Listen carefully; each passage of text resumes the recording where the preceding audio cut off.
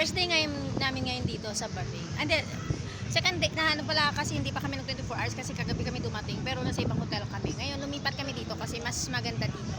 Ayan, dito kami ngayon sa Lagoon Beach. Ayan.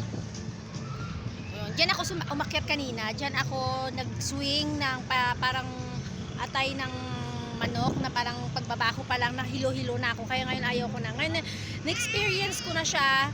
Ang hirap pala, akala mo ang ganda niya tingnan, ang ganda niya pag nasa malayo, parang sarap na sarap ka umakyat.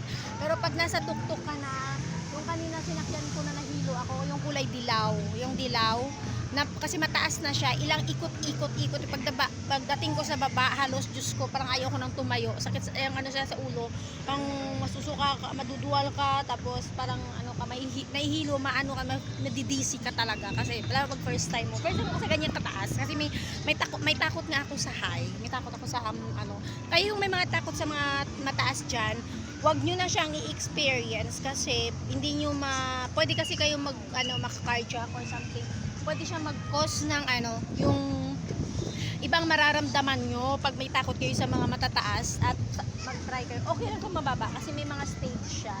Yung bicolor kasi depende sa taas. Yung pinakamataas, yung may kulay blue at green, yan yung hindi ko kinaya kasi nung sa dilaw pa lang ako, parang second to the last kasi yung dilaw.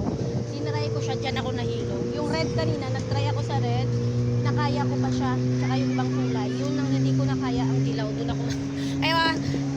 Kaya ma-advise ko lang sa mga hindi kaya, yung may mga takot na may takot kayo sa sa high, wag nyo na siyang i-experience kasi may tendency na magkaroon kayo ng problema sa ulo, sasakit yung ulo nyo or magkaka-cardiac kayo. Kasi kanina, kung hindi talaga ako tinulungan, yung heart ko parang sobrang nag-palpitate talaga siya. Hindi ako ninervyos, pero hindi ko alam kasi pagbaba ko na siya, sakto na sa baba na ako, nahilo na ako. Tsaka na yung ulo ko. Kaya ito na guys, thank you so much.